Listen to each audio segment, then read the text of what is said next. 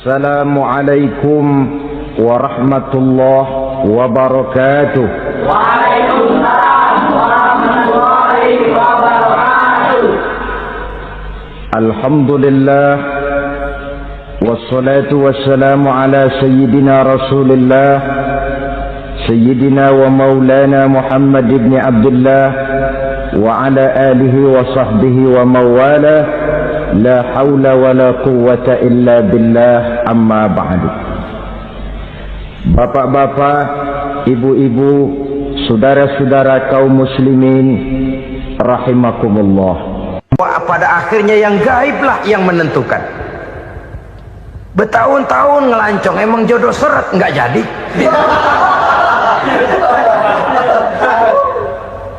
Begitu kenal baru setengah malam nginep ditangkap hansip kan.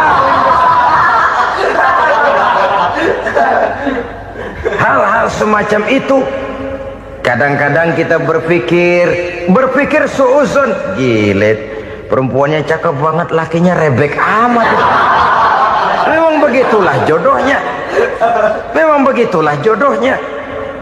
Saudara hadirin ma'asyiral muslimin yang saya hormati, jadi hal-hal yang konkret saja kita yakini sepenuhnya ditentukan oleh satu superpower yang gaib itu tadi. Dari sanalah segala ketentuan itu berangkat dan kesanalah segalanya akan kembali. Maka kepercayaan kepada yang gaib meluruskan gerak hidup seseorang dan itu akan mengantarkan dia kepada meraih kemenangan. Satu. Yang kedua, wa yuqimunas shalah. Orang bertakwa yang akan meraih kemenangan itu adalah orang-orang yang mendirikan sholat. Kenapa sholat mengantarkan orang untuk meraih kemenangan? Yang jelas, inna sholata tanha anil fahsya'i wal munkar. Sholat mampu mencegah manusia dari perbuatan keji dan munkar. Banyak filsafat hidup yang terkandung di dalam sholat ini. Sejak kita wudhu sampai kita menghadap ke arah kiblat, sampai kita melakukan gerak-gerak sholat, bacaan-bacaan yang ada di dalam sholat, lalu sampai kepada mengucapkan salam. Banyak filsafat hidup yang terkandung di dalam sholat. Umpamanya saja, setelah takbiratul ihram mulai kita dengan sholat dalam posisi berdiri, diajarkan dalam kitab-kitab fikih agar kita melihat ke arah tempat sujud. Ini kan filsafat kehidupan. Kalau kamu sholat dalam posisi berdiri, lihat tempat sujud. Jangan sholat mata jelalatan, sebab nanti bisa mengurangi kekhusyuan. Jadi wajar kalau yang dikatakan bahwa yang paling afdol adalah shaf yang di depan. Kenapa? Secara harfiah pengertiannya akan lebih mengundang kekhusyuan. Kenapa? Kalau kita di shaf paling depan di masjid umpamanya paling banter kita lihat tembok. Tapi kalau kita shaf di tengah atau di belakang, orang-orang di depan kita pun akan kelihatan. Yang bajunya loreng, yang bajunya genggang, yang bajunya macam-macam. Kita lihat, kadang-kadang kita pikirin, ada yang bajunya bolong. Kita sholat tapi dalam hati, nih orang bajunya robek yang nggak tahu apa. Ada saja hal-hal yang mengusik kekhusyuan kita. Oleh sebab itu diajarkan dalam posisi berdiri, lihat, arahkan pandangan matamu kepada tempat sujud. Ini kan filsafat kehidupan. Maksudnya apa? Kalau lagi diri lihat dong tempat sujud. Kalau udah di atas ingat dong sama yang bawah. Kalau sudah tinggi ingat dong dari mana kamu berangkat. Kalau sudah berkuasa bantu dong yang lemah. Kalau sudah kaya santuni dong yang miskin. Kalau sudah alim bimbing dong yang awam. Ini filsafat kehidupan. Dalam posisi berdiri kau lihat tempat sujud. Ini akan melahirkan kepekaan sosial di mana seseorang mau tahu kepada orang lainnya. Bagaimanapun kaya kita, tinggi pangkat dan jabatan kita, jikalau hidup hanya untuk kepentingan perut sendiri saja, rasanya belum membawa manfaat di dalam kehidupan kita. Tapi efek yang tertinggi sesungguhnya, sholat mencegah manusia dari perbuatan keji dan munkar.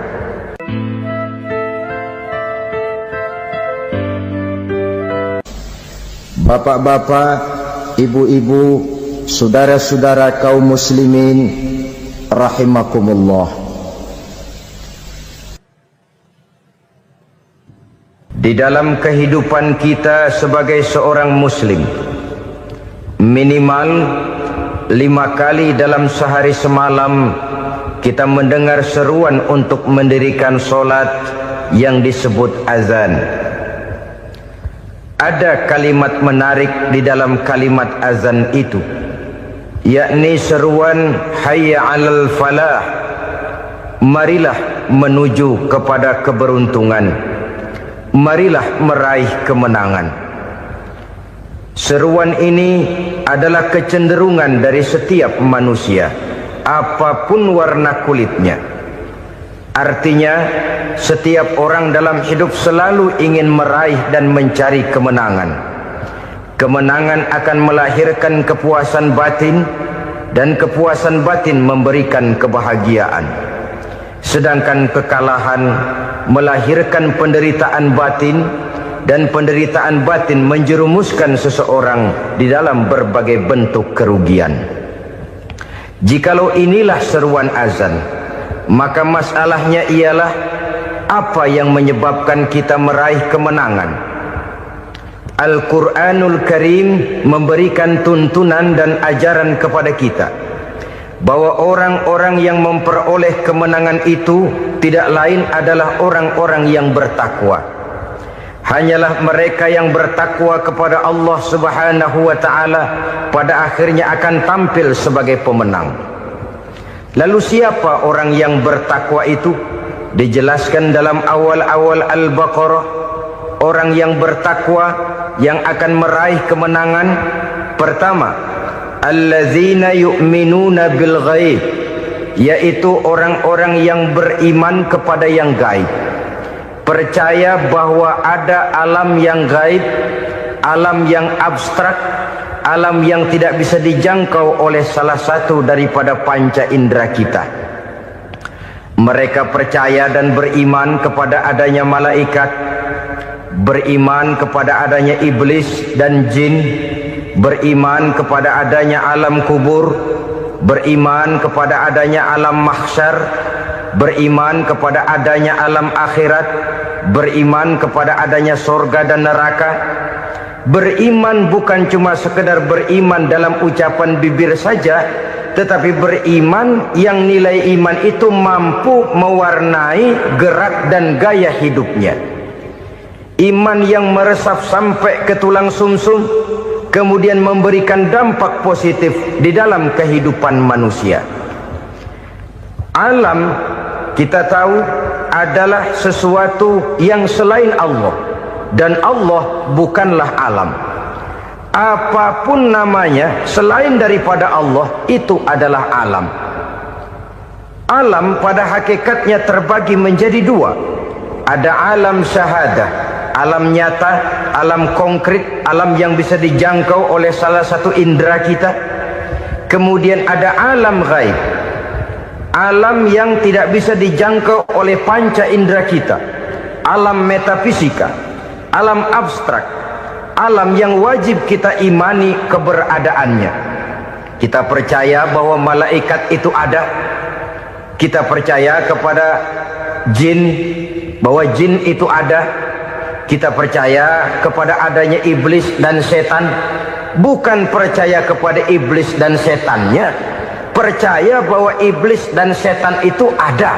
Itu termasuk salah satu daripada sifat orang yang bertakwa kepada Allah. Saudara-saudara kaum muslimin rahimakumullah, kecenderungan pembangunan yang lebih bersifat materialistis biasanya menggeser aspek kehidupan rohani.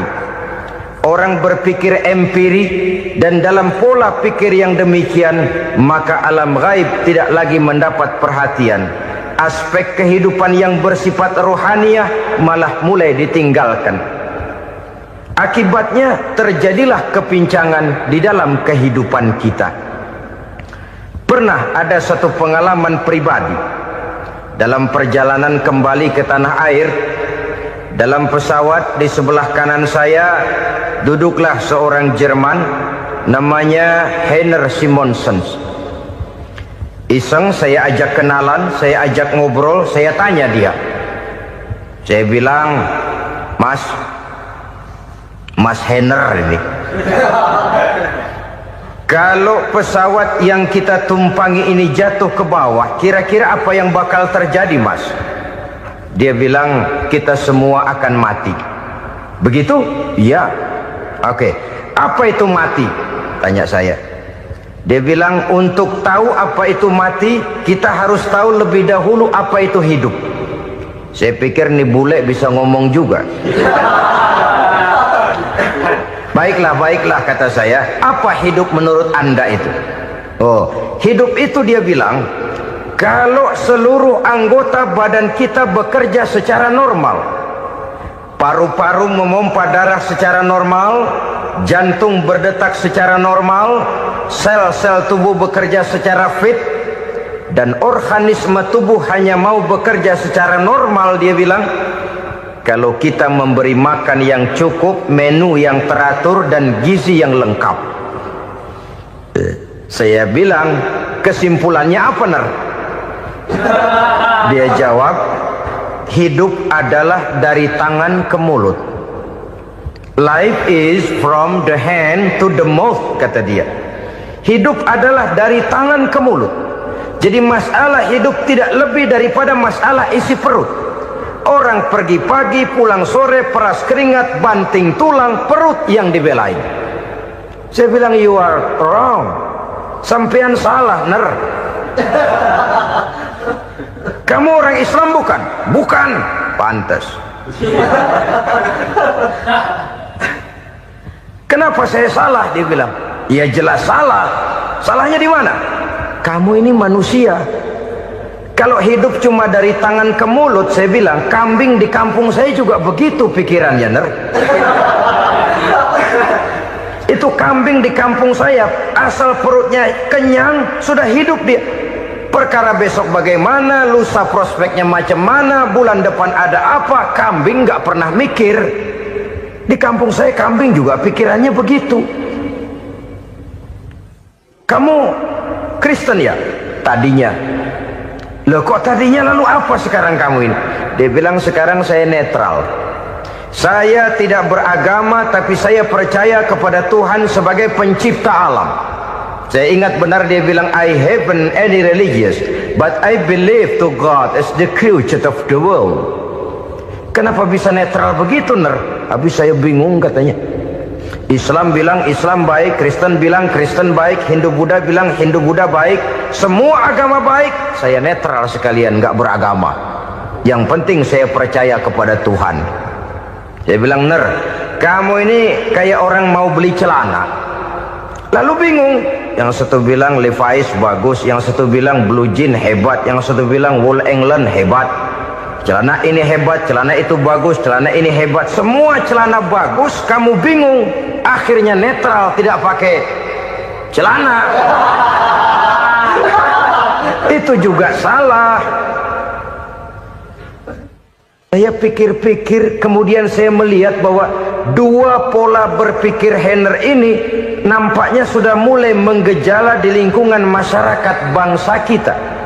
Disadari atau tidak, secara jujur kita harus berkata, dua pola pemikiran Henner ini mulai berkembang di tengah masyarakat bangsa kita.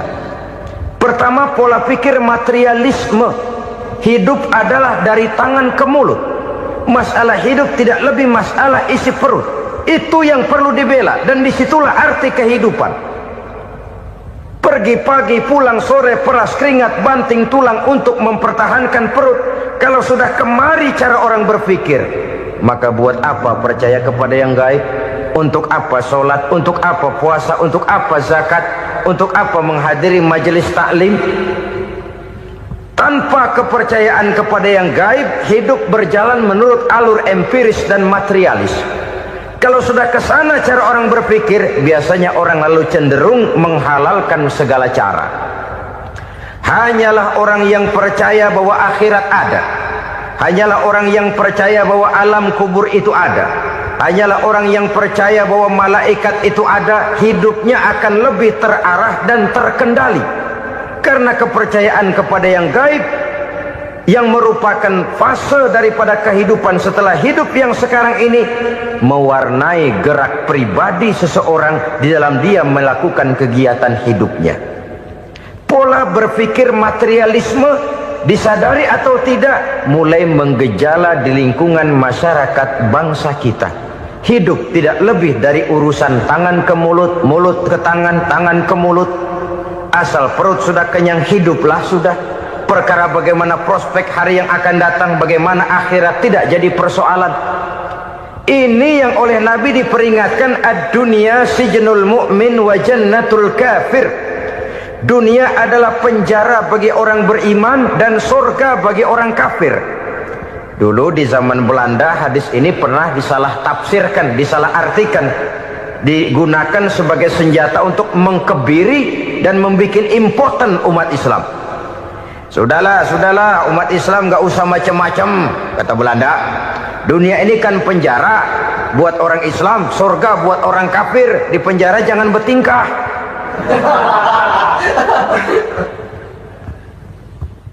Pengertiannya tidak begitu. Dunia adalah penjara bagi orang mukmin. Artinya dalam kehidupan dunia seorang mukmin tidak bebas memperturutkan hawa nafsunya. Di penjara hawa nafsunya itu. Sebaliknya, surga bagi orang-orang kafir.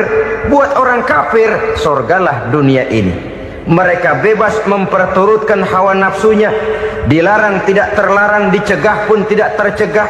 Mereka hidup menurut alur bisikan nafsu mereka sendiri. Kemudian bila ajal datang, maut merenggut nyawa, selesailah surganya sampai di situ. Maka bagi orang-orang yang tidak percaya kepada adanya akhirat, kepada adanya alam gaib, surganya sebatas umurnya. Sekali lagi, surganya sebatas umurnya. Bila umur selesai, ajal pun datang merenggut nyawa, selesailah sudah surganya sampai di situ. Alangkah pendeknya perjalanan orang-orang yang tidak percaya kepada alam gaib ini. Bagi kita mukmin, jikalau kita mampu memenjarakan hawa nafsu, kita bisa bahagia di dunia ini. Dan Islam memang tidak menyuruh kita sengsara di dunia. Raih dunia, kejar dunia, gapai dunia sebagai alat untuk mencapai kebahagiaan di akhirat nanti.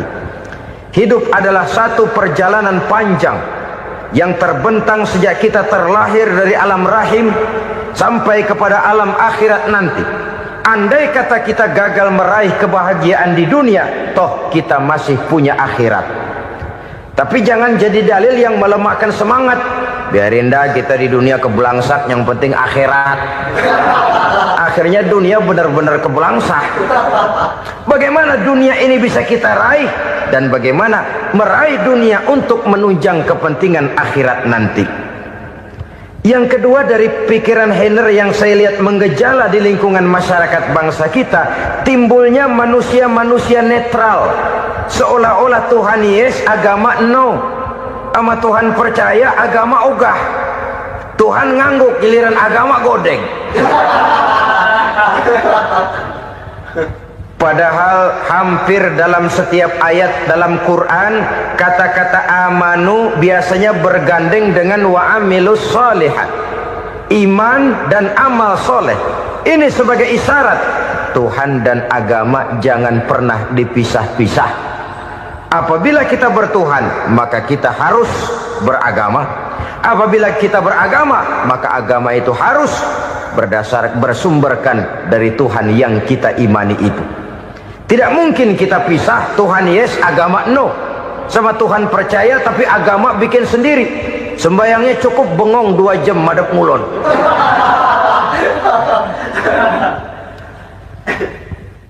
Saudara-saudara kaum muslimin rahimakumullah. Jadi dengan demikian, agama yang kita akui merupakan unsur mutlak di dalam pembangunan sekarang ini, merupakan bagian dari kehidupan yang menuntun kita bahwa di balik alam nyata ini, di balik alam syahadah ini ada alam gaib. Dan mudabbir, murabbi, yang mengatur, yang menguasai, yang memelihara baik dia alam nyata, baik dia alam gaib, tidak lain adalah Allah Subhanahu wa ta'ala. Di sana ada satu super power satu maha kekuatan yang kita perlu bersandar kepadanya. Sebagai makhluk nyata yang hidup di alam nyata, berbuatlah secara nyata sebagaimana harusnya kita berbuat. Karena Islam jelas bukan agamanya orang pemalas. Islam jelas bukan agamanya orang yang mengajarkan setelah selesai sholat boleh duduk, nggelenggem ayam-ayam, ndelohom, menghitung bintang di langit sambil menunggu keajaiban. Tidak. Islam adalah agama yang mengajarkan apabila sholat sudah selesai kamu kerjakan, bertebaranlah di permukaan bumi, cari karunia Tuhanmu. Jangan hidup berpangku tangan menunggu keajaiban. Karena hidup bukan undian. Jangan berharap untung besar tanpa mau peras keringat. Tapi di sebalik itu toh kita juga harus yakin bahwa di sisi usaha nyata yang kita lakukan ada satu super power, satu maha kekuatan gaib yang menentukan berhasil dan tidaknya usaha kita. Kepercayaan kepada hal semacam inilah yang mendorong kita untuk mempunyai sandaran vertikal, agar jikalau usaha ini berhasil kita tidak lupa diri dan lupa daratan. Jikalau usaha ini gagal kita tidak putus asa dan buruk sangka, tidak cupik pandangan dan sempit hati, tapi mampu melihat persoalan dengan kacamata putih sambil husnuzon kepada Allah Subhanahu wa ta'ala. Kita percaya malaikat itu ada yang namanya Raqib dan Atid, mengawasi gerak hidup kita sampai kepada gerak hati kita. Ini memberikan sugesti agar kita berhati-hati, tidak sejengkal tanah pun kita bisa berlindung dari pengawasan Raqib dan Atid. Ada Munkar Nakir yang akan menyoal kita di alam kubur. Ada malaikat Malik, penjaga neraka. Ada malaikat Ridwan yang menjaga surga.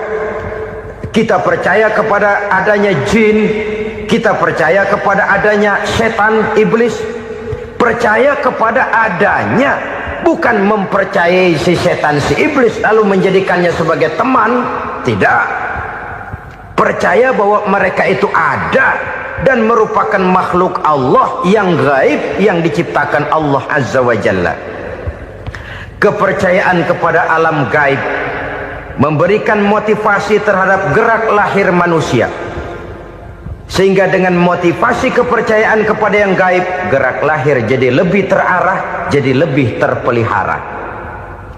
Pernah seseorang bertanya, "Pak, apakah adanya akhirat bisa dibuktikan secara ilmiah?" Saya bilang tidak bisa, tidak bisa. Kenapa? Karena yang berangkat nggak pernah pulang kemari lagi. Kalau dia pulang kemari bisa kita tanya bagaimana enak di sono. Cuma secara moral saya katakan, lebih beruntung orang yang percaya kepada akhirat daripada yang tidak. Sekarang saudara percaya akhirat ada, lalu saudara baik-baik di dunia, sholat, puasa, zakat, menolong orang lain, menebarkan kebajikan. Saudara mati, andai kata akhirat tidak ada, toh dalam hidup saudara sudah berbuat baik, paling tidak nama saudara akan dikenang sebagai orang baik. Sebaliknya, saudara percaya, kata saya, bahwa akhirat tidak ada, lalu hidup semau-maunya, tenggelam dalam maksiat dan munkarat, menentang Allah, tidak mau ruku dan sujud, lalu saudara mati, kemudian akhirat ada, ayo mau apa? Bekal tidak punya. Jadi secara moral lebih beruntung orang yang percaya kepada adanya akhirat daripada yang tidak percaya. Dan itu alam gaib yang tidak bisa dibuktikan secara eksat. Jangankan untuk membuktikan seperti itu, dalam kehidupan sehari-hari saja yang kita rasakan tidak selalu berbentuk toh. Angin, bagaimana sih bentuknya angin? Kita tidak tahu. Merah, buktinya kalau dikerok merah. Yang merah itu kulit, yang kulit kita bukan anginnya. Sakit, rasa sakit itu ada, tapi bagaimana bentuk sakit kita nggak pernah tahu. Kalau kita makan cabai pedas, bagaimana bentuk pedas itu tidak ada, tapi rasa ada. Bentuk pedas hijau, cabenya bukan pedasnya. Tidak semua yang kita rasakan bisa kita gambarkan dalam bentuk yang konkret.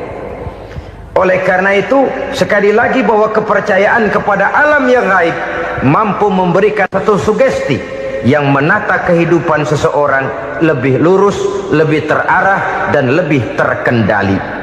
Maka wajar kalau kepercayaan kepada yang gaib mengantarkan seseorang untuk meraih kemenangan. Kenapa?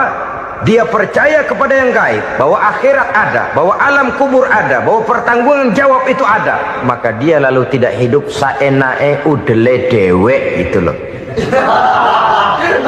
Tidak hidup menurut seleranya sendiri, terarah, teratur.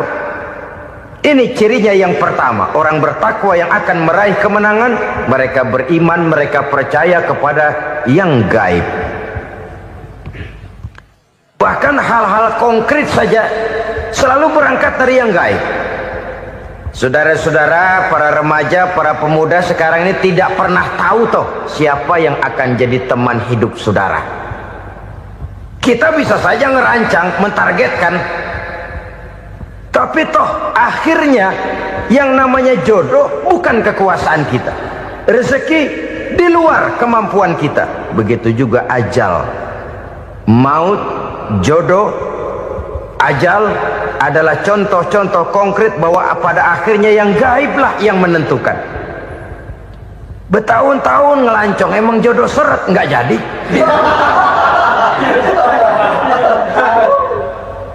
Begitu kenal baru setengah malam nginep ditangkap hansip kan.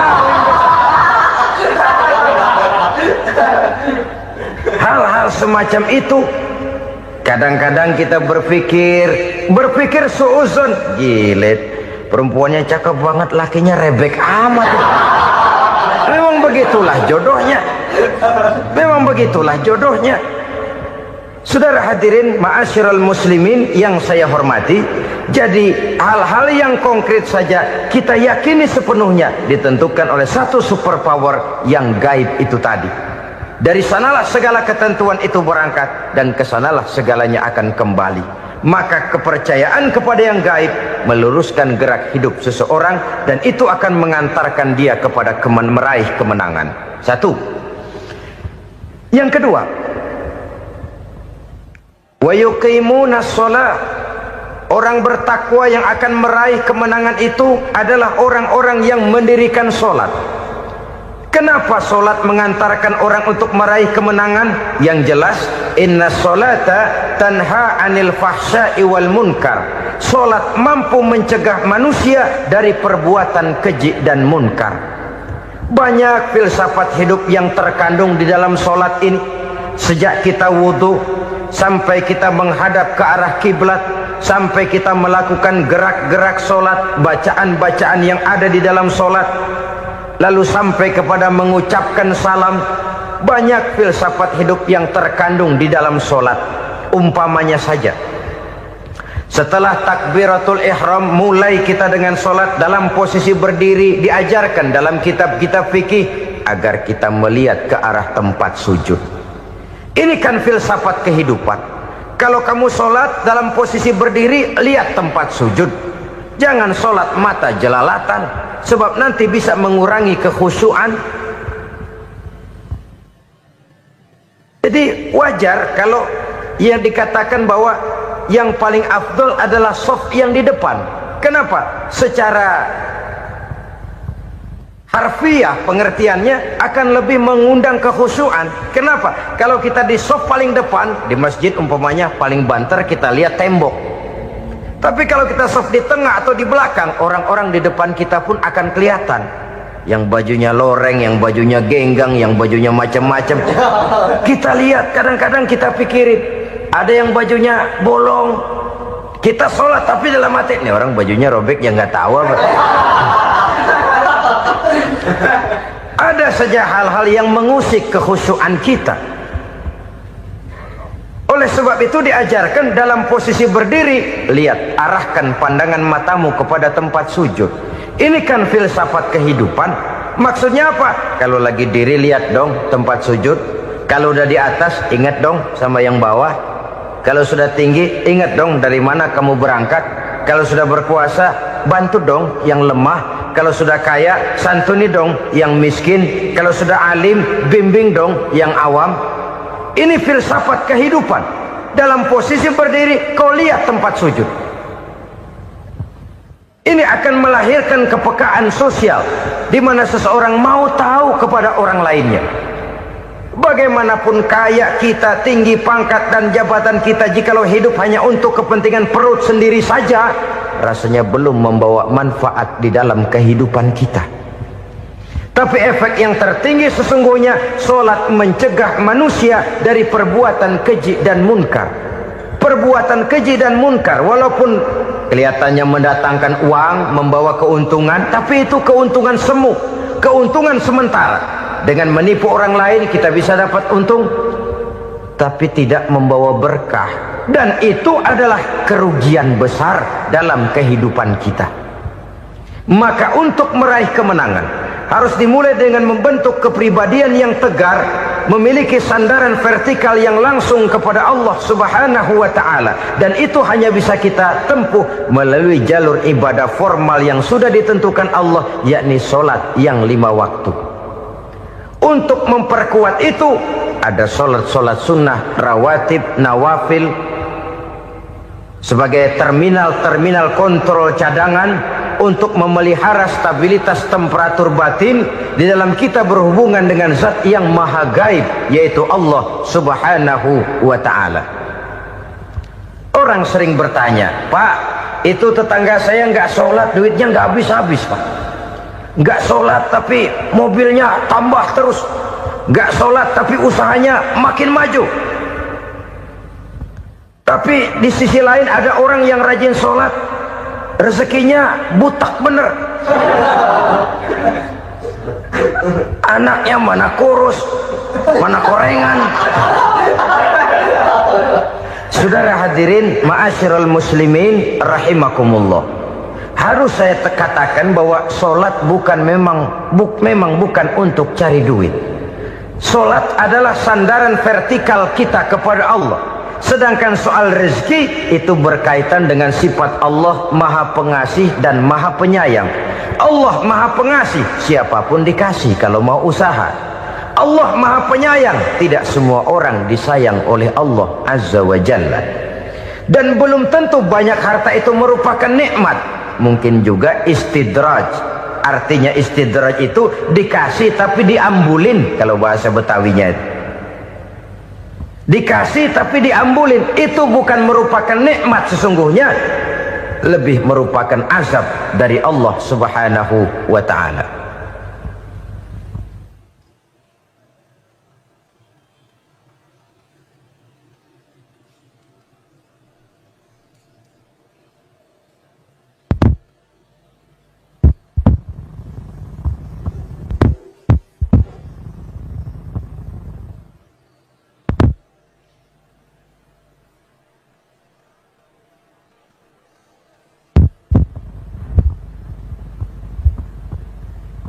Agama mempunyai sistem solat, dan kita umat Islam telah dituntun oleh Allah Subhanahu wa ta'ala yang wajibnya 5 kali dalam sehari semalam mendirikan solat, dan itu tentu berada dalam jangkauan kemampuan manusia.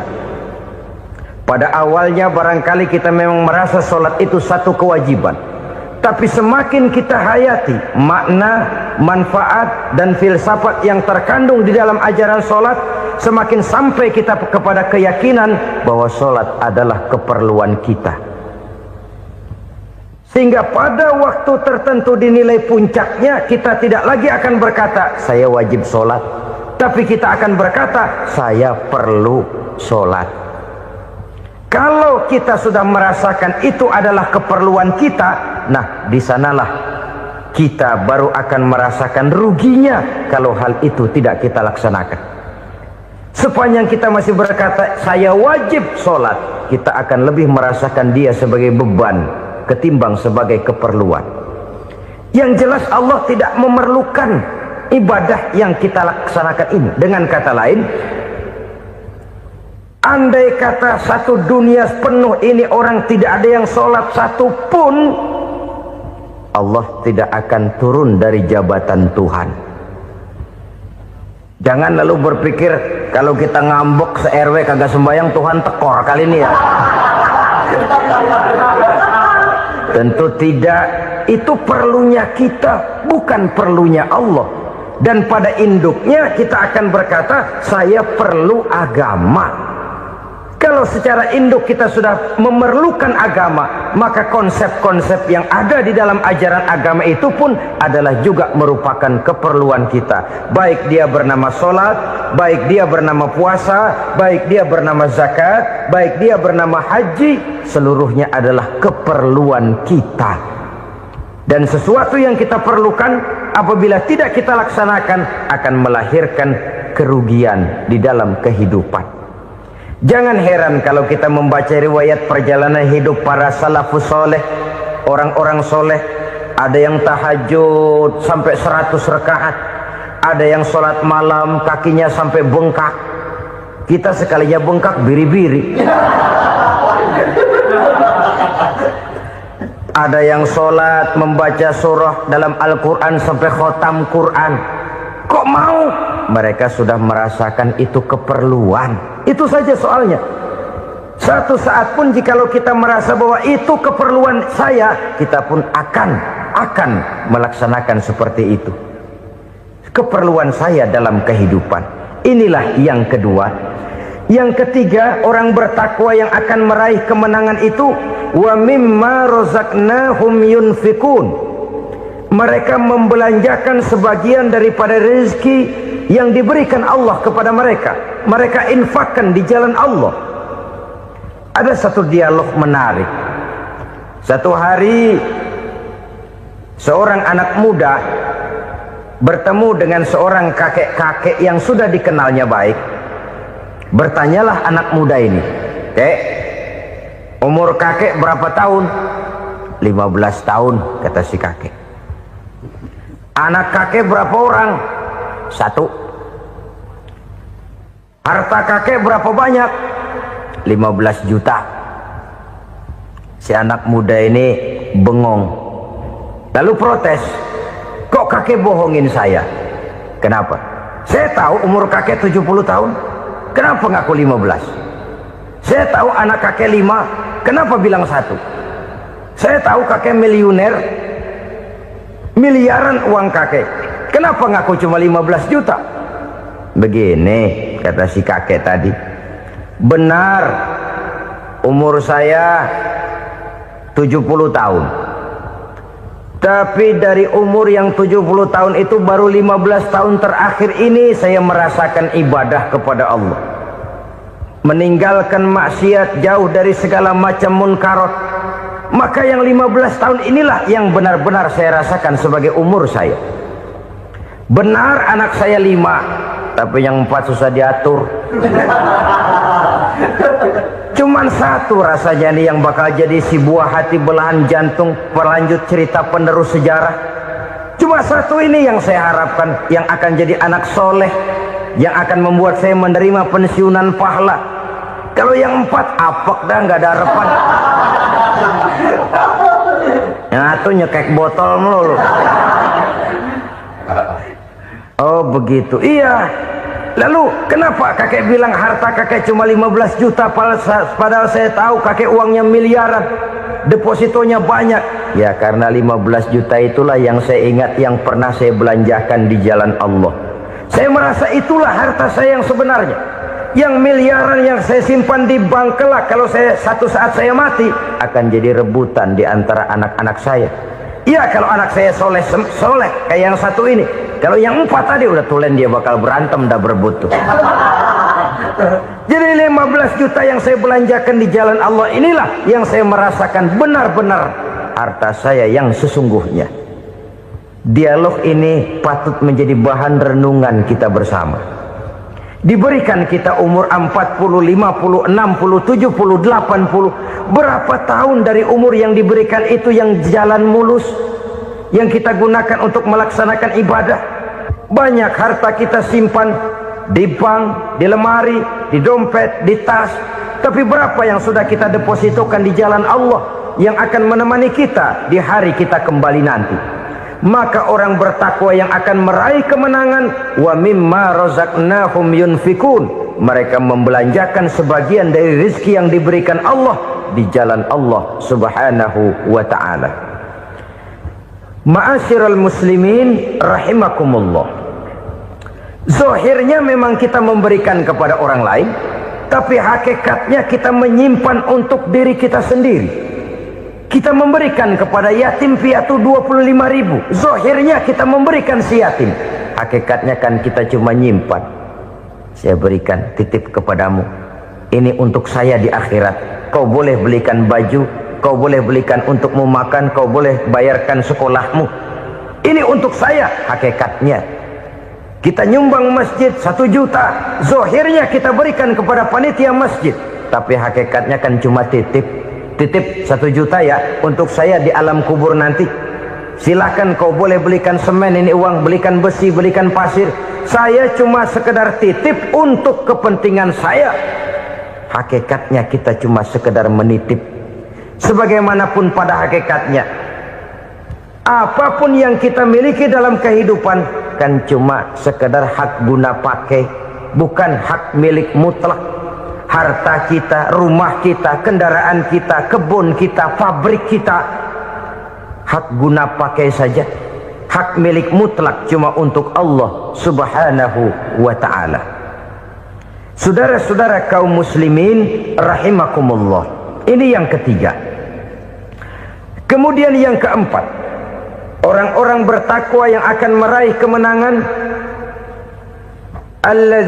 allazina yu'minuna bima unzila ilaika, mereka yang beriman, mereka yang percaya kepada apa yang telah diturunkan kepadamu Muhammad, ay Al-Quran, yakni Al-Quranul Karim. Setelah percaya kepada yang gaib, mendirikan solat, kemudian menginfakkan sebagian dari rezeki yang diberikan Allah, mereka juga lalu percaya kepada yang diturunkan terhadap Nabi, yaitu tidak lain Al-Quranul Karim. Sekali lagi di sini, percaya bukan hanya sekedar percaya saja, tetapi percaya lalu menjadikan Al-Quran itu sebagai pedoman hidup. Sebab memang Al-Quran itu adalah GBHM, garis-garis besar haluan muslim. Apa yang harus kita lakukan, apa yang harus tidak kita lakukan, bagaimana mestinya kita bertingkah laku dan berbuat, seluruhnya tercantum di dalam Al-Quranul Karim.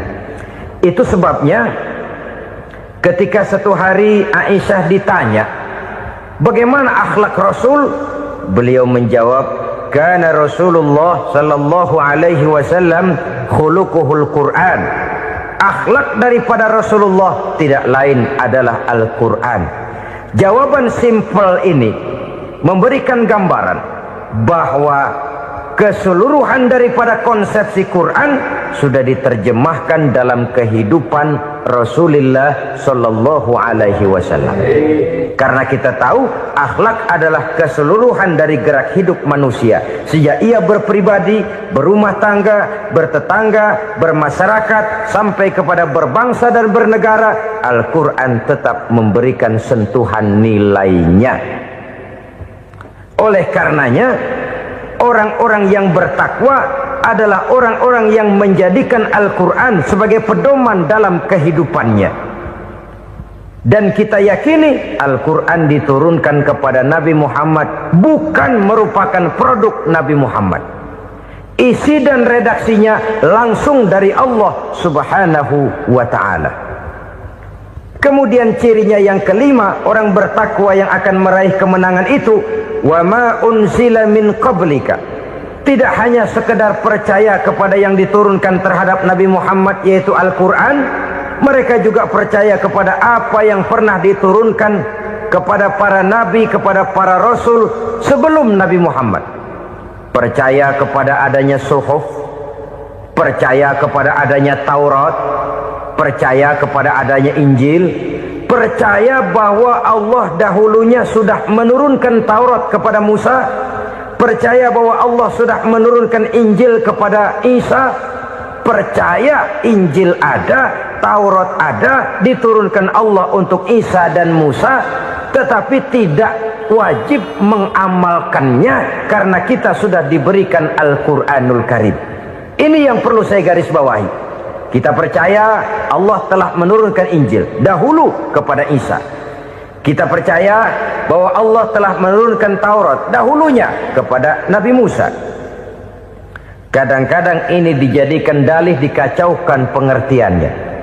Quran saja mengajarkan bahwa orang yang bertakwa harus percaya kepada Injil, maka pakailah Injil. Apalagi kalau ayat sebelumnya ditilap, dihapus, dihilangkan, Injilnya yang ditekankan, maka akan terjadilah penekanan yang salah arah. Karena salah arah akhirnya bisa merusak dan menghancurkan akidah. Ketika Rasul suatu saat pernah ditanya orang, "Ya Rasul, bagaimana sikap kita sebagai muslim terhadap Injil yang ada sekarang?" Beliau menjawab, "La tukadzibuhu jami'an wa la tusaddiquhu jami'an." Jangan didustakan seluruhnya, jangan juga dibenarkan semuanya. Artinya, ini sudah merupakan gambaran dari Rasul bahwa dalam Injil yang ada sekarang masih ada ajaran-ajaran tauhid yang dibawa oleh Nabi Isa dan diajarkan kepada umatnya.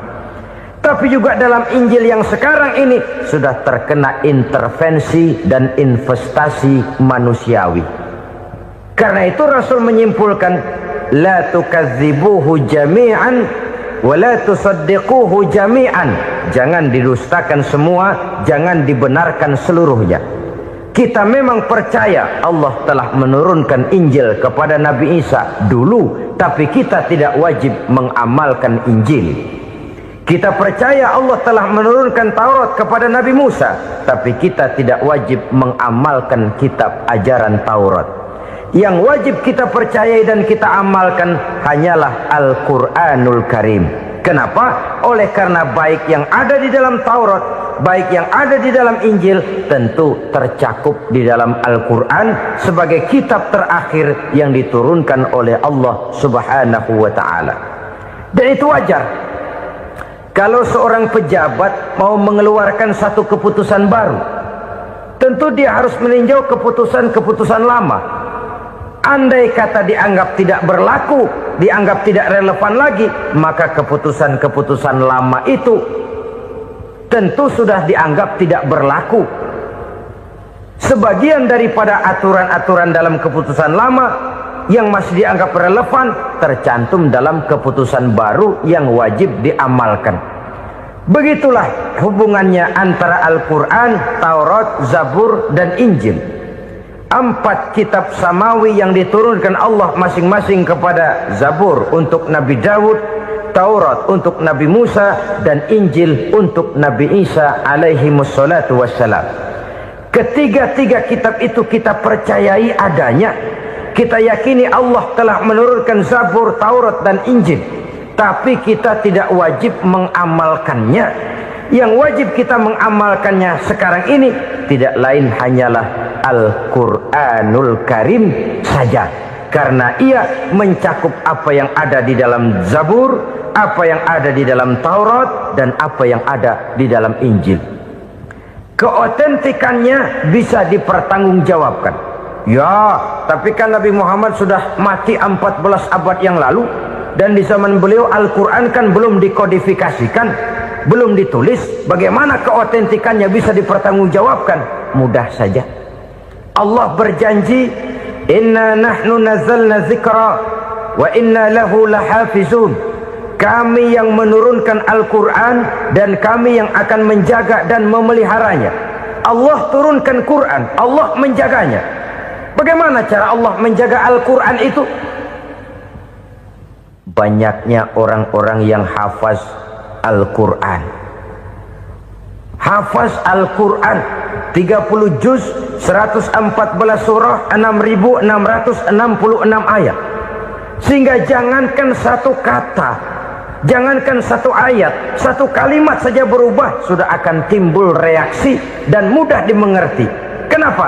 Banyak orang-orang yang hafaz Al-Quran.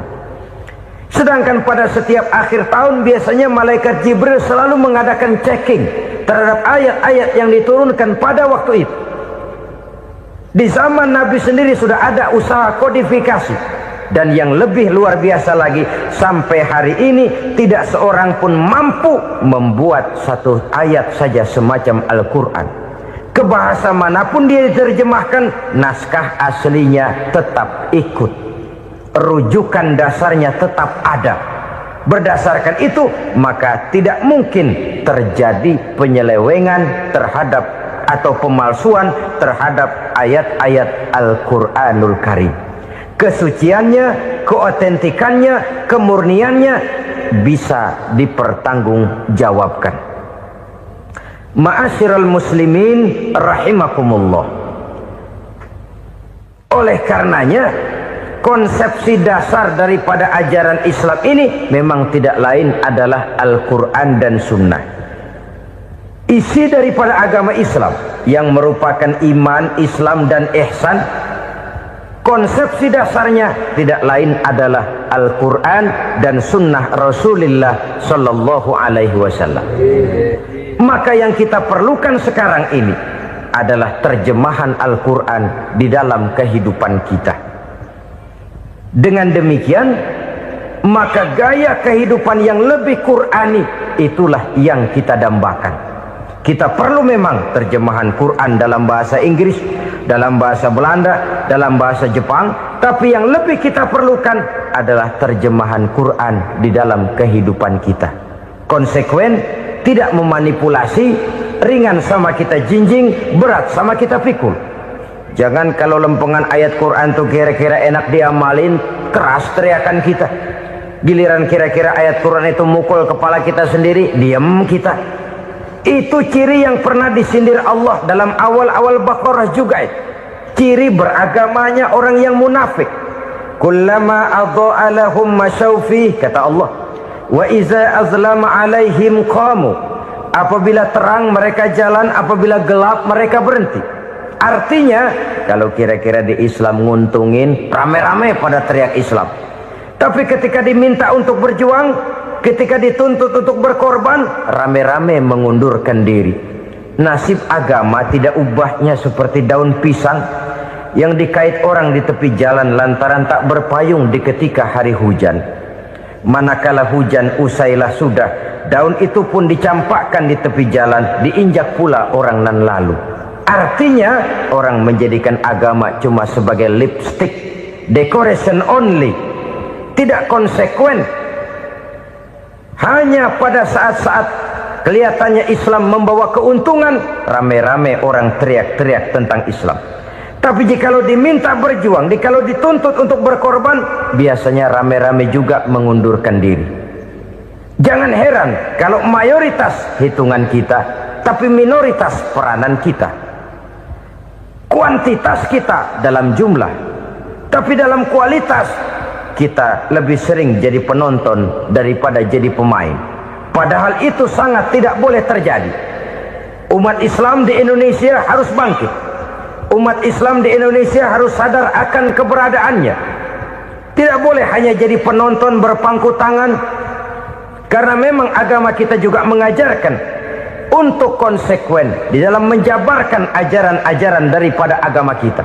Kita sering jatuh menjadi umat yang lemah oleh karena kita ini tidak pandai menggalang kebersamaan yang diakibatkan tidak konsekuennya kita.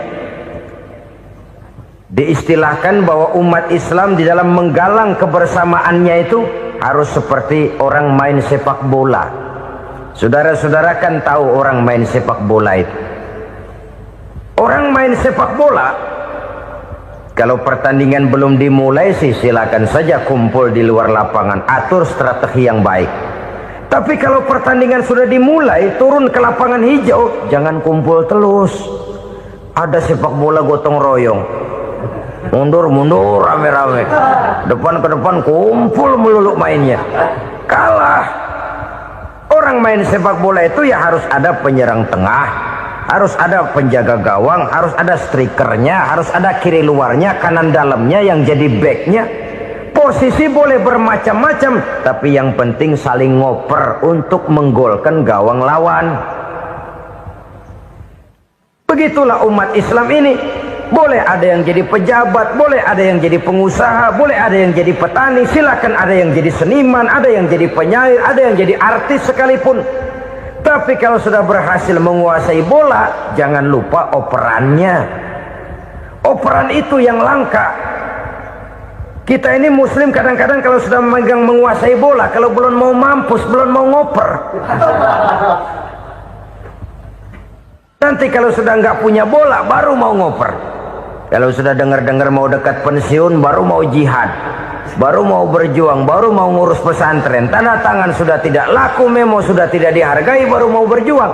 Kemarin kemana, Mas? Kita tidak pandai memanfaatkan posisi. Dengan kata lain, kalau kembali kepada persoalan kita, konsekuensi kita terhadap agama yang kita anut ini belum ideal. Kita masih lebih sering berislam ini pada saat-saat yang menurut perhitungan kita membawa keuntungan. Tapi kalau diminta berjuang, dituntut berkorban, yang itu pun hakikatnya adalah untuk kepentingan kita juga. Allah tidak pernah menuntut kita untuk jihad bagi kepentingan Allah, itu tidak. Berjuang menegakkan agama Allah, apakah untuk kepentingan Allah? Tidak. Untuk kepentingan kita. Sebab nilai-nilai jihad itu pada akhirnya akan membawa kita kepada satu kebahagiaan. Setidaknya kalau tidak di dunia, tentu di akhirat sebagai syahid. Oleh karena itu, pada bagian akhir ini saya ingin mengajak, marilah kita konsekuen. Sekali kita berkitabkan Al-Quranul Karim, mari dia kita jadikan pedoman. Jangan cuma kita jadikan sebagai penghias dinding, pelengkap rumah, bahwa di rumah kita ada Al-Quran, tapi yang baca kecoa. Habis pada bolong tuh Quran. Yang penting kan punya Quran. Ditaruh di pintu rumah, biar apa? Biar kuntilanak kagak masuk katanya.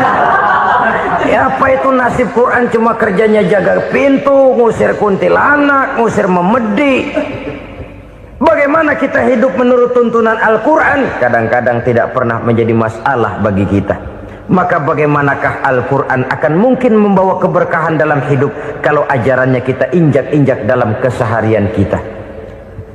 Mewujudkan gaya hidup yang lebih Qurani, itulah yang akan kita rintis di dalam kehidupan kita, bertahap, step by step, menurut kemampuan yang ada pada kita. Jika jalan ini tidak bisa kita selesaikan, percayalah akan ada generasi penerus yang akan melanjutkan usaha dan cita-cita mulia itu. Jadi percaya kepada Taurat, percaya kepada Injil, sekadar percaya Allah dahulunya sudah menurunkan itu, tapi kita tidak wajib mengamalkannya. Kenapa? Generasi Injil masa berlakunya sudah kedaluarsa. Taurat masa berlakunya sudah kedaluarsa. Injil pernah berlaku untuk orang Nasrani di zaman Nabi Isa. Taurat pernah berlaku untuk orang Yahudi di zaman Nabi Musa. Setelah generasinya berlalu, datang Rasul penutup yang membawa Al-Quranul Karim.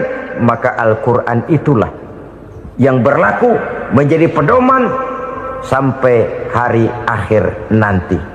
Jangan jauh dari Al-Quran, karena apabila ini kita lakukan, maka kita akan kembali kepada satu gaya hidup yang jauh dari tuntunan agama, dan itu artinya kita akan semakin jauh untuk meraih kemenangan. Saudara-saudara kaum muslimin rahimakumullah. Yang keenam, yang terakhir, orang-orang bertakwa yang akan meraih kemenangan itu wabil akhirati hum yuqinun. Mereka percaya, mereka yakin seyakin-yakinnya akan adanya hari akhir, di mana seseorang akan mempertanggungjawabkan seluruh perbuatannya di dalam hidup ini, dan tidak ada satu perbuatan yang bagaimana kecilnya sekalipun yang tersembunyi dalam pandangan manusia yang tidak akan dibukakan persoalannya di mahkamah Qadi Rabbul Jalil di akhirat nanti. Itulah sebabnya maka percaya kepada akhirat disebut secara khusus Padahal di awal tadi sudah dijelaskan yu'minuna bil ghaib, percaya kepada alam gaib, dan alam gaib ini termasuk akhirat. Kenapa pada bagian akhir disebut lagi akhirat? Karena ternyata bahwa kepercayaan kepada adanya akhirat merupakan induk dari kepercayaan terhadap adanya malaikat, setan, jin dan lain sebagainya, dan akan lebih memberikan sugesti dalam kehidupan manusia untuk meluruskan gerak hidupnya. Jikalau satu saat tergerak hati akan berbuat kejahatan, ingin mencuri, sadarlah, awas ada akhirat. Sebab kalau kita cuma teriak awas ada polisi, itu cuma tertunda sementara, begitu polisi meleng embat. Kalau kita ingin berbuat jahat cuma berteriak awas ada hansip, cuma sementara ketika hansip itu ada. Tapi kalau ceritanya awas ada akhirat, mau menyeleweng awas ada akhirat, mau berjudi awas ada akhirat, mau mencuri awas ada akhirat. Keyakinan yang akan meluruskan gerak hidup manusia sehingga gerak itu jadi lebih terarah dan terkontrol, tidak merugikan baik diri sendiri, lebih-lebih orang lain. Ternyata bahwa kepercayaan kepadanya adanya hari akhirat sanggup menjadi sumber daya kontrol dari kehidupan manusia, sehingga ia tidak terjebak dalam perbuatan maksiat dan munkarat. Saudara-saudara kaum muslimin, inilah saja yang kita bicarakan pada pertemuan kali ini. Semoga Allah subhanahu wa ta'ala memberikan kekuatan zahir dan batin kepada kita untuk dapat meraih kemenangan dengan beriman kepada yang gaib, mendirikan solat, membelanjakan sebagian dari rezeki yang diberikan Allah, percaya kepada Al-Quran, beriman kepada kitab-kitab yang diturunkan sebelum Al-Quran, lalu meyakini adanya hari akhirat. Terima kasih atas segala perhatian, mohon maaf atas segala kekurangan. Usikum wa nafsi bitaqwallah. Wassalamu alaikum warahmatullahi wabarakatuh. Waalaikumsalam warahmatullahi wabarakatuh. Alhamdulillah, la hawla wa la quwwata illa billah, amma ba'du. Bapak-bapak, ibu-ibu, saudara-saudara kaum muslimin rahimakumullah. Yang celakanya lagi, lahirlah budaya jilat menjilat, upeti dan lain sebagainya, asal tujuan bisa tercapai. Sementara itu yang miskin ingin cepat menjadi kaya, sedang yang kaya ingin menjadi lebih kaya lagi. Kalau boleh tidak hanya sekedar dia saja yang kaya, anaknya harus kaya, cucunya tidak boleh miskin dan kere, bahkan cucu daripada cucunya pun harus jadi orang-orang kaya. Ini keinginan yang wajar.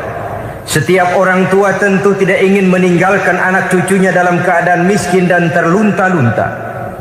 Yang tidak wajar kalau keinginan itu membuat orang lalu menghalalkan segala macam cara, menyalahgunakan fasilitas yang dimilikinya, apalagi kalau dia berada dalam satu posisi di mana seharusnya dia memberikan contoh dan keteladanan.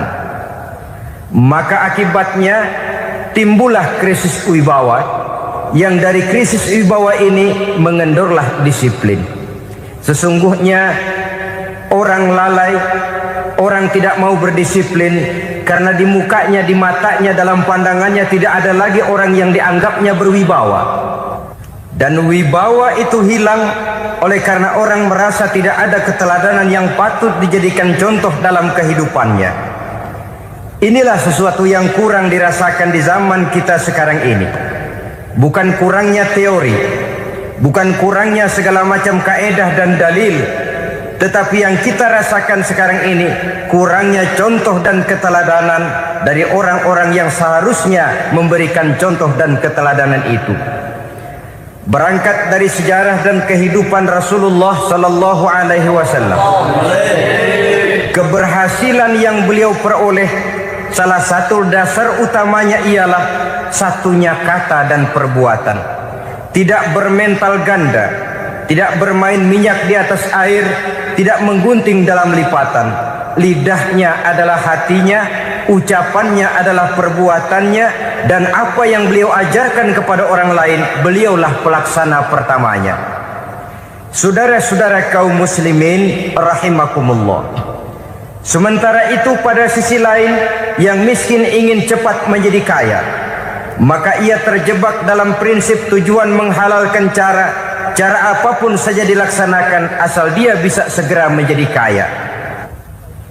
Maka salah satu jalan yang banyak dilaksanakan orang untuk mencapai kekayaan tanpa harus peras keringat dan banting tulang seperti umumnya orang adalah melalui satu jenis permainan yang umumnya kita kenal dengan nama judi.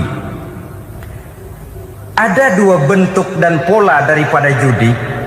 Walaupun seiring dengan kemajuan ilmu pengetahuan dan teknologi canggih, peradaban manusia semakin tinggi, maka jenis macam judi yang dimainkan oleh manusia ikut-ikut menjadi canggih. Tetapi pada umumnya ada dua jenis macam judi itu. Pertama, ada judi yang dilakukan secara langsung, dalam arti seorang petaruh berhadapan dengan bandar atau orang berhadapan dengan orang. Dari judi yang dilaksanakan secara langsung ini, efek negatif yang segera bisa kita lihat dengan nyata. Pertama, timbulnya rasa dendam dan permusuhan.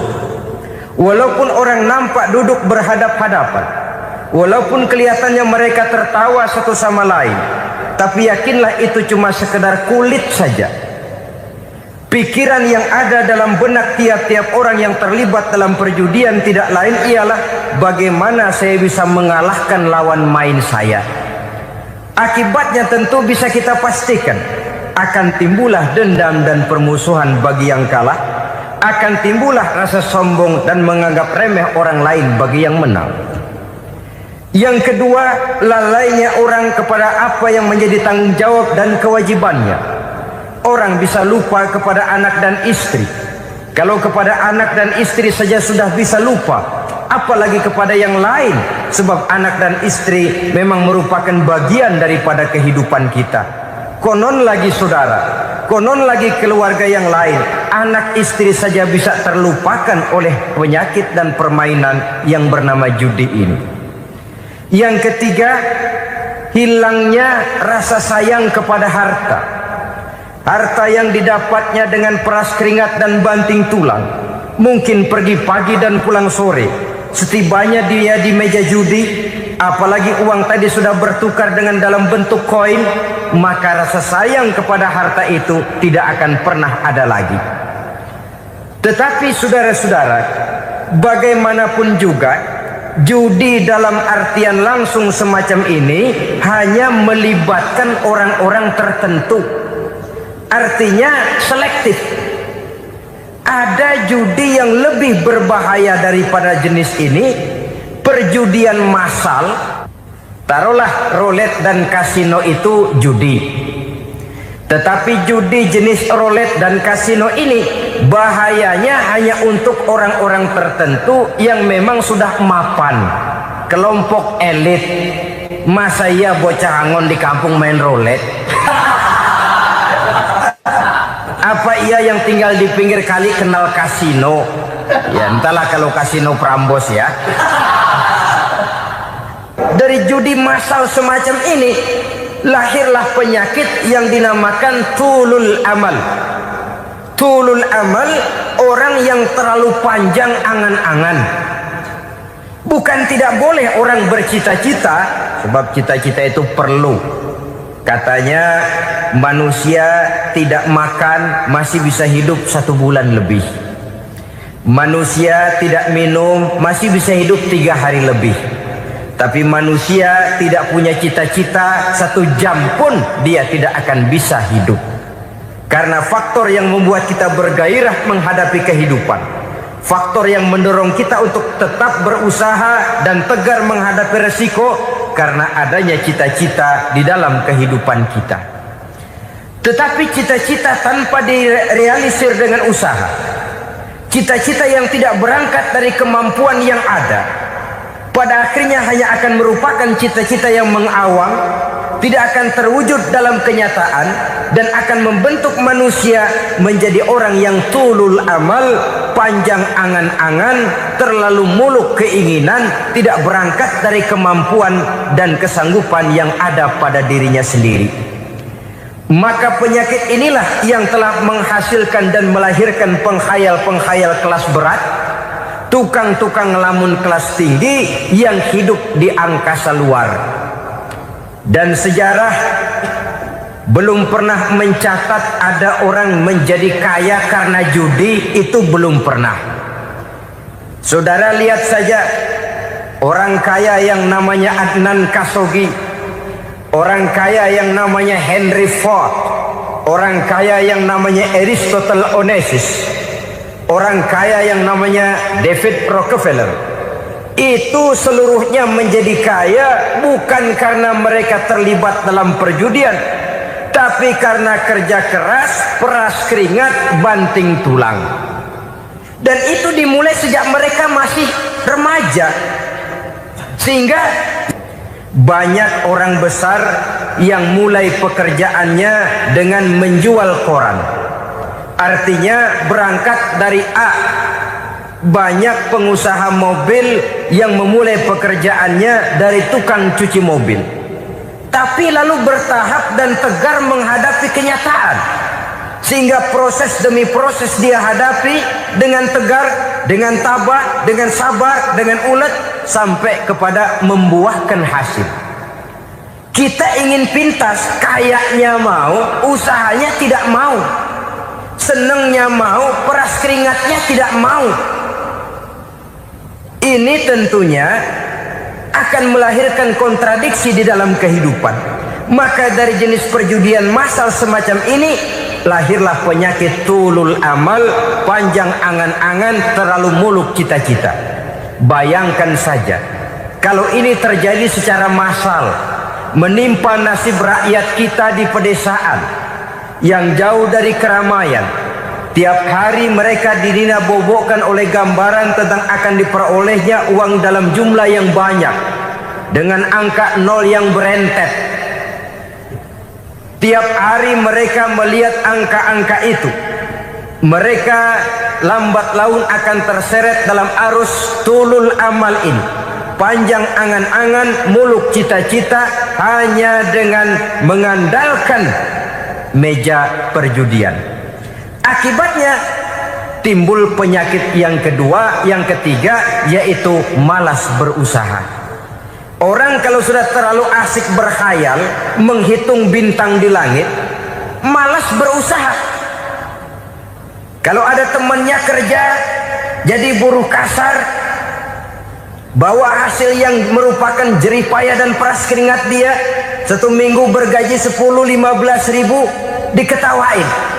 Apaan gaji lu 10 ribu, 15 ribu? Entar gua nih kalau ketembus 100 juta, entar. Yang 10 ribu dan 15 ribu keringat orang itu dihina, itu dicela. Tetapi dia selalu menghitung, entar nih gua. Entarnya wallahu a'lam. Saudara hadirin yang saya muliakan, timbullah sikap malas. Padahal di tengah negara sedang membangun di berbagai bidang kehidupan. Maka sifat malas ini merupakan musuh kita, baik mengejar kemiskinan, baik mengejar kebodohan dan keterbelakangan kita di sektor-sektor lainnya.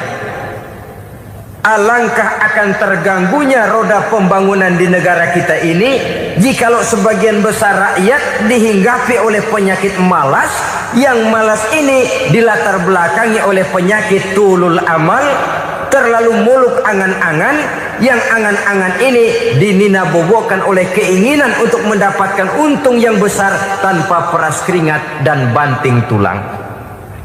Sasaran yang lebih jauh, dan ini yang paling kita khawatirkan, hancurnya kubu-kubu pertahanan moral daripada bangsa kita.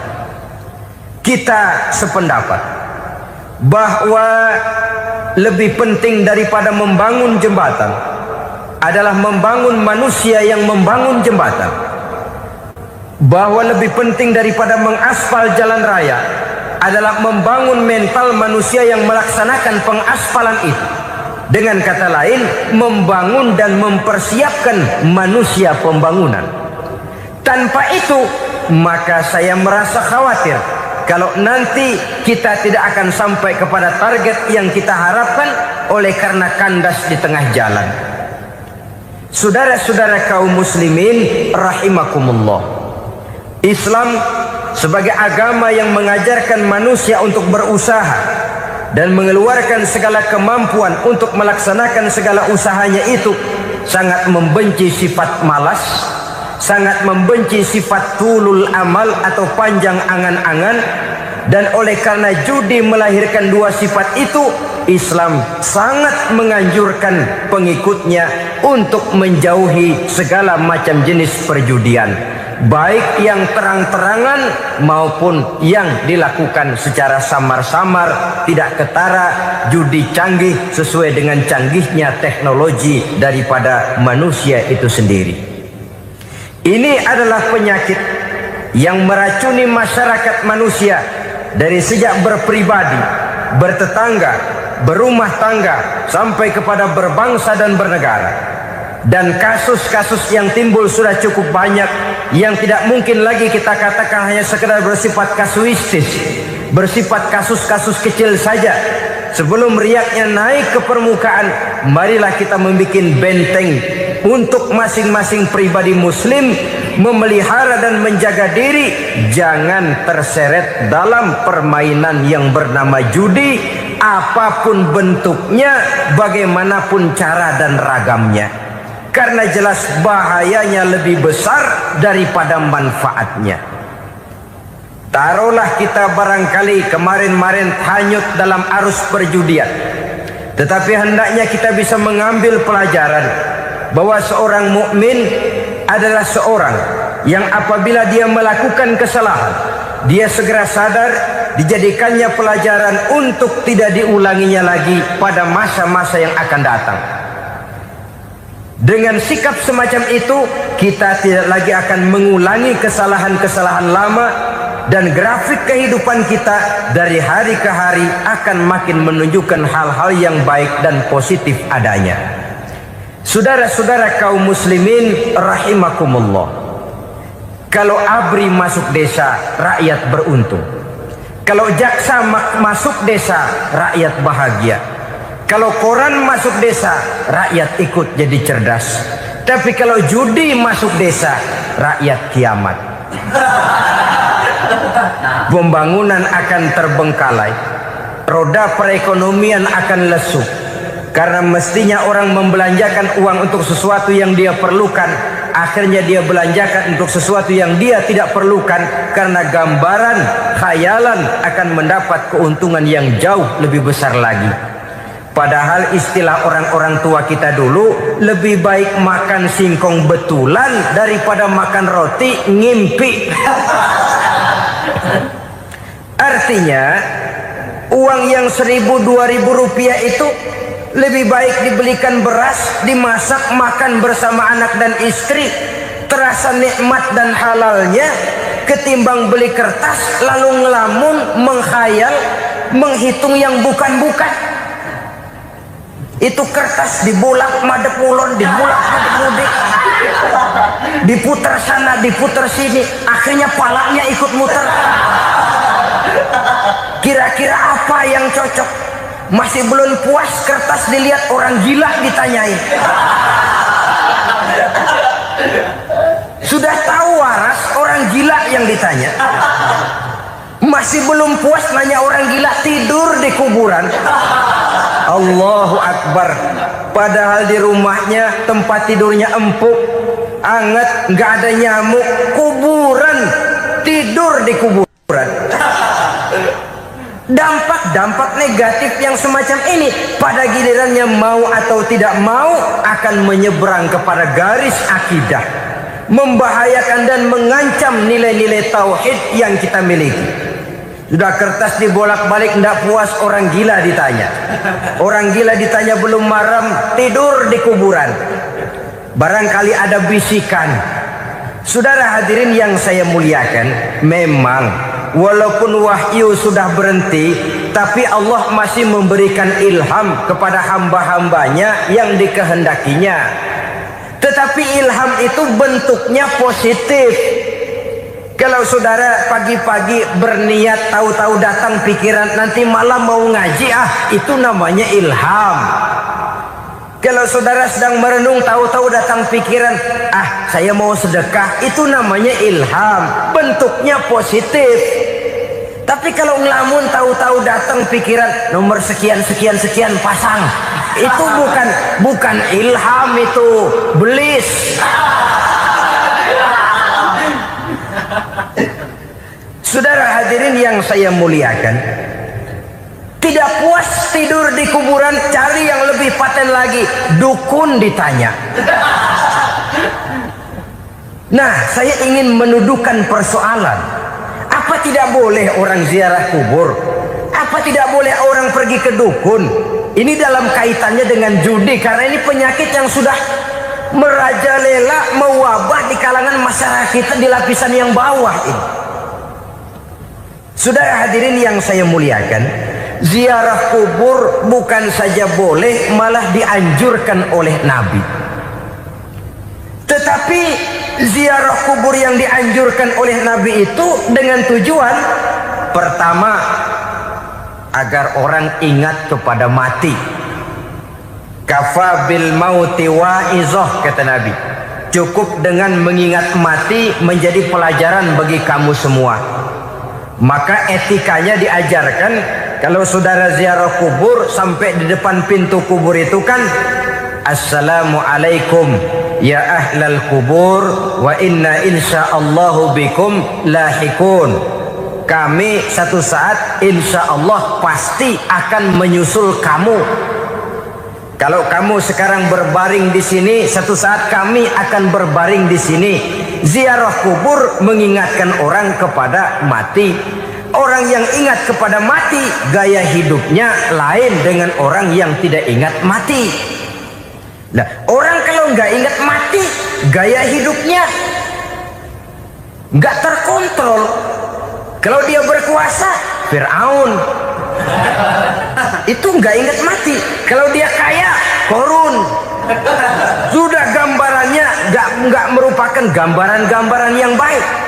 Orang yang ingat mati, dia berkuasa, dia berlaku adil. Satu saat saya akan mati dan ini akan dimintakan pertanggungan jawab. Orang kaya ingat mati, dia akan jadi pemurah. Kenapa? Kalau saya diberikan ilmu, pertanyaan akhirat cuma satu, ilmumu kau amalkan untuk apa? Kalau saya diberikan umur panjang, pertanyaan akhirat cuma satu, umurmu kau habiskan di mana? Tapi jikalau saya diberikan harta, pertanyaan akhirat ada dua, hartamu kau dapat dari mana, kau belanjakan kemana? Depannya ditanya, belakangnya ditanya. Dapat dari mana, dibelanjain kemana? Sebab dua-duanya berkaitan dengan kegiatan. Kadang-kadang dapatnya dari jalan yang baik, tapi keluarnya ke tempat yang tidak baik, itu pun tidak betul. Atau dapatnya dari yang tidak baik, tapi dibelanjakan untuk yang baik, itu pun tidak bisa diterima. Oleh karenanya, dengan mengingat mati, gaya hidup seseorang jadi terkontrol karenanya. Yang kedua, dianjurkan kita untuk berziarah kubur itu mendoakan orang-orang yang sudah meninggal. Mal mayyitu fi qabrihi illa kal gharikil mutaghawis, kata Nabi. Orang yang sudah meninggal itu di alam barzakhnya adalah seperti orang yang tenggelam di lautan, menunggu doa dari keluarganya yang masih hidup. Apakah itu anaknya, kemenakannya, cucunya, dan lain sebagainya. Adapun yang kalau kita ziarahi itu kuburnya orang-orang yang kita tahu merupakan orang soleh, orang yang berjiwa bersih, yang kita kenal ketakwaannya kepada Allah Subhanahu wa ta'ala, tidak ada salahnya kita bertabarruk, asal jangan dengan satu keyakinan bahwa dia secara mandiri bisa mendoakan kita. Dia hanya bisa melakukan itu hanya dengan izin Allah.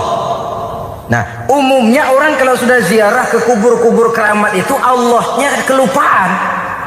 Itu yang dikhawatirkan merusak dan mengganggu akidah. Sehingga di awal-awal perkembangan Islam, Nabi pernah melarang orang ziarah kubur itu. Ini bisa kita simak dari hadis, kuntu nahaitukum an ziyaratil qabri fazuruha. Dahulu aku pernah melarang kamu untuk ziarah kubur. Adapun sekarang kalau mau ziarah, ziarahlah kamu. Kata-kata dulu aku pernah melarang kamu itu menggambarkan bahwa pada permulaan perkembangan Islam, nilai keimanan para sahabat masih rapuh, masih lemah, masih memerlukan pembinaan. Sehingga kalau mereka sering ke kubur, dikhawatirkan mereka minta kepada kubur. Nah, tetapi tatkala nilai keimanannya sudah mapan, sudah kuat, kata Rasul, fazuruha. Adapun sekarang kalau mau pergi berziarah, ziarahlah kamu.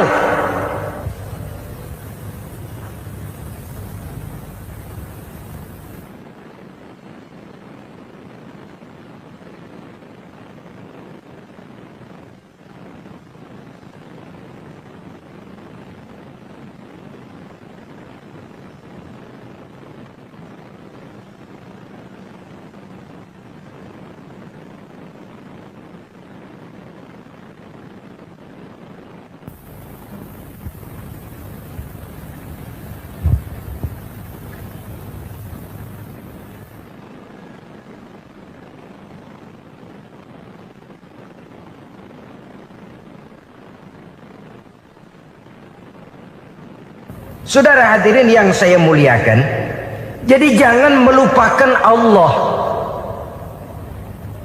Saya bisa saja berkata, kalau saya misalnya pakai cincin, lalu saya bilang, saya sejak pakai cincin ini, jangan anak gadis, nenek-nenek ngelihat saya lemes. Atau sejak pakai cincin ini dagangan laris bener. Cincin itu yang menggelincirkan akidah. Untuk tidak tergelincir, orang harus tidak melupakan Allah. Dia bisa berkata, alhamdulillah Allah memberikan keistimewaan kepada batu cincin saya. Batu cincinnya tidak apa-apa, Allah yang memberikan keistimewaan. Ini dalam bentuk yang langsung. Dalam bentuk yang tidak langsung kita bisa lihat, misalnya kalau petani ditanya, oh ini bisa panen besar ini rahasianya apa Pak? Oh, pupuk urea. Pupuk urea. Nah, Allah nomor 16. Seorang petani yang baik keimanannya, dia akan berkata, kami bisa panen besar karena izin Allah. Lah kalau pupuknya mah pakai pupuk urea, izin Allahnya dulu, baru kemudian pupuknya nyusul. Jadi sebenarnya bukan cuma pergi ke dukun yang bisa merusak keimanan, pergi ke dokter juga bisa loh merusak keimanan.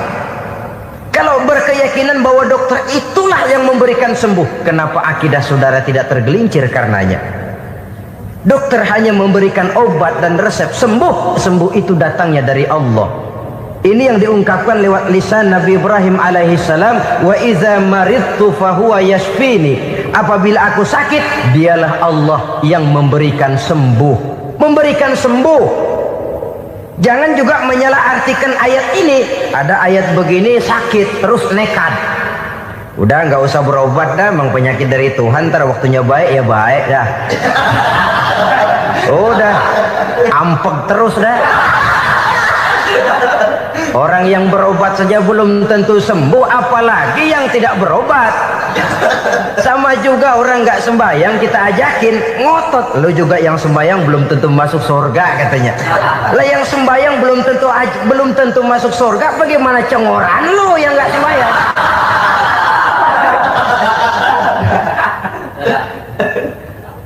Saudara hadirin yang saya muliakan, kaum muslimin yang berbahagia.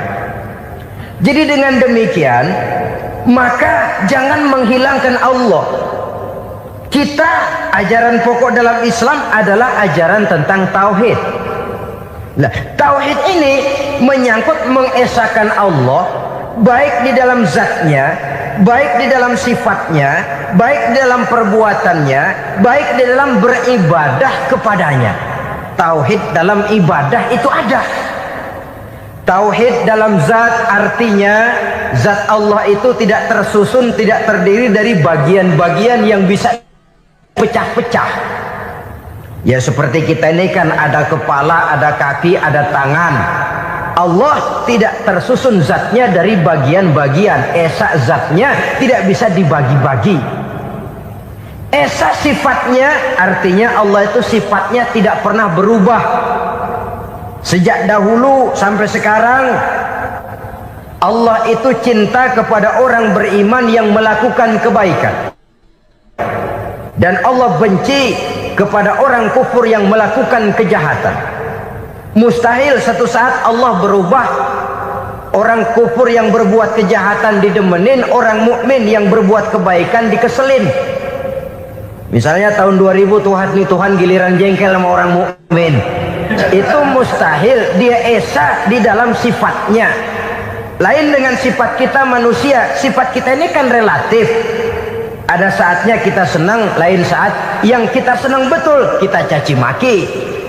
Hari ini kita caci maki, besok kita puji. Lihat teman kaya, habis kita omongin. Boleh jadi dia kaya, kenapa? Dukunnya 36. Nah. Begitu kita habis caci maki begitu, dia datang ngasih duit sama kita. Cacian itu bisa berubah menjadi pujian. Lu ya emang bukan main dah. Sifat kita itu relatif, bisa terpengaruh oleh situasi dan kondisi. Saudara hadirin yang saya hormati, kaum muslimin yang berbahagia, Allah juga esa di dalam perbuatannya. Artinya di dalam menciptakan apapun yang akan diciptakan oleh Allah, di dalam melakukan apapun yang akan dilakukan oleh Allah, tidak terikat kepada faktor lain, tidak memerlukan bantuan lain. Dia adalah mutlak. Nah, kemudian kita mengesahkan Allah dalam zatnya, mengesahkan Allah dalam sifatnya, mengesahkan Allah dalam perbuatannya. Belum tentu berarti kita mengesahkan Allah dalam ibadahnya. Sebab banyak orang yang yakin betul Allah itu esa, teguh dengan pendiriannya. Tuhan lu siapa? Allah. Allah bagaimana? Esa. Bagaimana kalau dua? Kagak. Tiga? Enggak. Mantap. Soal tahlil paten. Tapi dalam ibadah kadang-kadang dia tidak mentauhidkan Allah. Ini makna wa ma umiru illa liya'budullaha mukhlisin. Kami tidak memerintahkan kepadamu kecuali untuk beribadah kepadaku, kata Allah, dengan ikhlas. Beribadah kepada Allah dengan ikhlas itu artinya apa? Beribadah hanya untuk Allah saja. Nah, kalau hanya untuk Allah saja, lalu kita minta berdoa di depan kuburan orang yang soleh, apa syirik? Tidak syirik. Kalau kita berkeyakinan bahwa orang tempat kita memanjatkan doa itu hanya bisa mendoakan kita dengan izin Allah. Dia sendiri tidak punya kekuasaan apa-apa. Tanpa izin Allah dia tidak bisa berbuat apa-apa. Itu tidak menyebabkan orang menjadi syirik. Sama saja dengan kalau saya berkata tadi, alhamdulillah Allah telah memberikan keistimewaan kepada batu cincin saya. Apa salahnya Allah memberikan keistimewaan kepada benda-benda mati? Allah memberikan keistimewaan kepada Hajar Aswad, benda mati. Allah memberikan keistimewaan kepada Masjidil Haram, benda mati. Allah memberikan keistimewaan kepada Ka'bah, benda mati. Orang tawaf keliling Ka'bah, sembahyang di Masjidil Haram, sujud menghadap kepada Ka'bah, apakah jadi syirik? Tidak. Kita yang menyembah Ka'bahnya, kita menyembah yang punya Ka'bah itu. Nah, di sini kita lihat bahwa fungsi Ka'bah hanya merupakan wasilah. Tapi kalau Allahnya kita hilangkan, jadilah kita penyembah batu. Hanya saja batu itu berbentuk 4 bernama Ka'bah. sa'i, orang yang melaksanakan haji, lari-lari antara Safa dan Marwah. Amalan apa itu? Seakan-akan kita menghormati bukit-bukit, gunung-gunung. Tapi bukan itu yang kita tuju dalam pelaksanaan sa'i itu. Yang kita tuju adalah ini perintah Allah. Allahnya yang diutamakan. Maka hal semacam ini tidak menyebabkan orang menjadi syirik dan tergelincir dari tauhid. Tapi kalau ziarah kubur dengan niat cari buntutan, nomor yang cocok, ini niatnya saja sudah salah. Nah, kalau berangkat dengan niat yang salah, sampai di sana saya yakin, seyakin-yakinnya amalannya pasti salah. Lah, kubur yang diziarahin bukan kubur orang soleh. Ya mana ada orang soleh ngasih kode buntut. Ada juga orang salah. Orang soleh itu kadang-kadang dia nggak tahu kuburan siapa, nongkrong aja di situ. Memang sulit, saudara-saudara. Mental ya, namanya mental. Kalau memang mental sudah mental judi, apa saja bisa dijudiin. Jadi orang nggak perlu sebenarnya pemerintah terlalu gini, nggak usah. Kembali saja kepada mental. Kalau mental memang sudah mental judi, apaan aja bisa dijudiin. Pulang tengah malam nabrak babi, aha, babi yang keluar nih.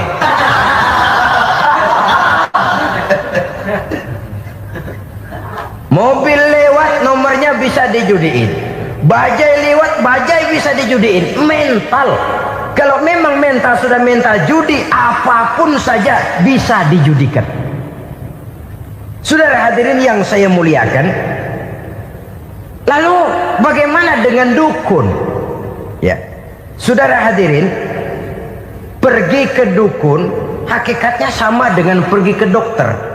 Orang berusaha melaksanakan yang namanya syariat, hakikatnya kembalikan kepada Allah. Syariatnya kita laksanakan. Tetapi, nah ini tetapi, yang pertama saudara harus tahu betul dukunnya itu bayang apa enggak, agamanya kuat apa enggak. Sebab ya tentu tidak ada dukun yang jelek, karena pada umumnya penyakit dukun itu kan nyohor, iklan lewat koleha-kolehanya. Kita bisul kecil datang, kita dukun, ah ini si kecil kemarin bisul kayak kelapa 5 menit baik.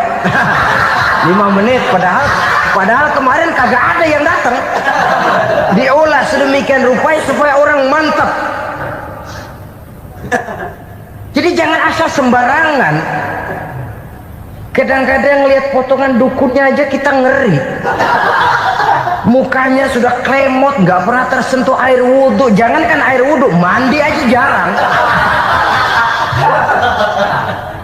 Yang kayak begini yang dipegang mati-matian, yang dipercayai habis-habisan, akan kita kemanakan tauhid kita ini?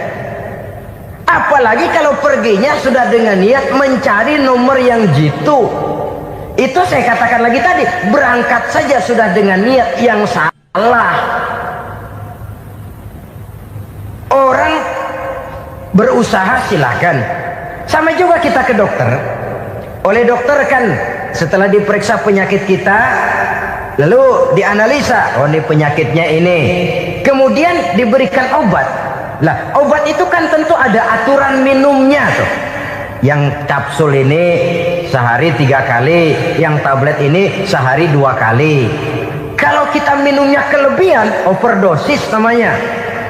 Saking pengen cepet baik, sekali minum 10 tablet. Ya memang nggak sakit-sakit lagi, tapi nggak hidup sudah. Habis.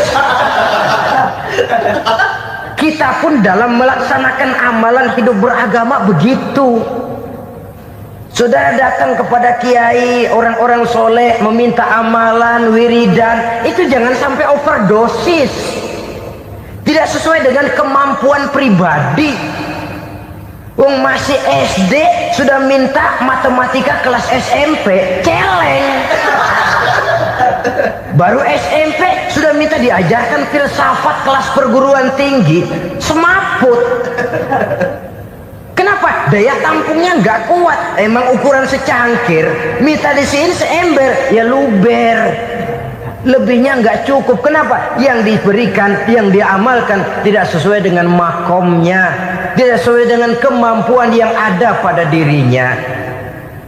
Saudara hadirin yang saya muliakan, akhirnya apa? Mencelakakan dirinya sendiri, ngawur. Baru sembahyang seminggu udah ngaku ketemu malaikat. Oh, sembahyang ditemenin malaikat lah, sembahyang baru seminggu mulai. Tuh malaikat iseng anak. Ya walaupun kalau Allah izinkan tidak mustahil, tapi kan tidak logik. Orang yang melaksanakan ibadah puluhan tahun memerlukan riyadhah dan latihan, khusyuk dan tawadhu, penuh tazallul, merendahkan diri di hadapan Allah, belum tentu mendapat karunia yang semacam itu. Saudara hadirin yang saya muliakan, jadi dengan kata lain, yang pertama, lihatlah dulu kualitas dukun yang akan saudara datangi itu. Ini kualitas black apa kualitas white, aspal apa cat putih. Sehingga jangan sampai kita salah pilih. Sebab biasanya orang kalau sudah hanyut di kali, rumput pun dia pegangin. Dia tahu kalau rumput tidak akan bisa menahan bobot badannya, tapi karena posisinya posisi terjepit, rumput pun dia pegang. Ini satu gambaran psikologis betapa orang dalam keadaan panik, kepepet, kejepit, yang tidak mestinya dipegang pun akan dipegangnya juga. Walaupun dia tahu itu tidak akan bisa menahan bobot badannya, namun dipegangnya juga. Oleh karenanya, yang pertama, lihat dulu kualitas dukunnya. Yang kedua, saudara-saudara, jangan berkeyakinan bahwa dukun itulah yang memberikan permintaan saudara. Si dukun hanya bisa dengan izin Allah. Nah ini kuncinya. Kalau izin Allahnya dihilangkan, dan ini yang jarang. Biasanya kalau kita diajak ke dukun, di sono aja no paten banget, abah ano, abah ini, abah ano, abah. Lah, lalu pikiran kita kan terfokus. Dikala itulah kita mulai menyampingkan Allah. Di situ yang dikhawatirkan nilai tauhid kita jadi tergoyah karenanya. Bahwa orang yang kita datangi, yang kita kenal kesolehan dan ketakwaannya, hanya bisa memberikan pertolongan dengan izin Allah. Dengan izin Allah dia doakan kita dan doanya kabul. Dengan izin Allah dia penuhi hajat kita dan hajat kita jadi terlaksana, jadi kenyataan dengan izin Allah. Sebab Allah itu memberikan keistimewaan. Ada waktu istimewa, ada tempat istimewa, ada jam istimewa. Kenapa sih sedekah hari Jumat dengan sedekah hari Kamis pahalanya kok lebih besar hari Jumat? Karena itu waktu istimewa. Kenapa untuk sembahyang sunnah dianjurkan sepertiga malam yang terakhir? Karena itu waktu istimewa. Kenapa doa di Multazam, di dekat Hajar Aswad, di Hijr Ismail, di Raudhah dikabulkan Allah? Karena itu tempat istimewa. Memang kadang-kadang ada orang berkata, kalau mau berdoa kenapa mesti di kuburan wali? Di rumah juga berdoa, Tuhan dengar. Betul, Tuhan dengar, bahkan tidak berdoa pun Allah tahu isi hati kita. Tapi soal dikabulkan atau tidak, itu hak Allah. Dan Allah memberikan fasilitas kepada tempat-tempat tertentu dan istimewa. Dan itu diajarkan oleh Nabi. Di Raudhah perbanyak doa. Kenapa? Itu tempat yang mustajabah. Artinya Allah memberikan keistimewaan kepada tempat-tempat tertentu. Dalam konteksnya dengan ini, makom para aulia, para wali, para ulama soleh, tidak ada salahnya kita berdoa di sana, bertawassul, bukan meminta kepada si kiai, bukan meminta kepada si ulama, bukan meminta kepada si wali, meminta kepada Allah melalui tempat yang orangnya kita yakin dekat dengan Allah. Walaupun Allah tidak memerlukan perantara, itu jelas. Allah tidak memerlukan calo, memang. tapi Allah menyediakan waktu dan tempat-tempat istimewa, itu harus kita manfaatkan untuk mendekatkan diri dan berdoa kepadanya. Saudara-saudara kaum muslimin rahimakumullah, saya kembali dalam konteksnya dengan dukun yang akhir-akhir ini jadi populer karena merajalelanya judi sampai kepada desa-desa, pedesaan-pedesaan terpencil, yang akibatnya menjauhkan orang dari nilai tauhid. Padahal benar kalau orang berkata kadzabal munajjimun walau sodaku, tukang-tukang ramal itu bohong walaupun benar. Kalaupun betul, kebetulan. Itu maksudnya bohong walaupun betul, betulnya betul kebetulan. Maka para remaja itu biasanya gemar kepada membaca bintang Anda minggu ini, kan begitu toh?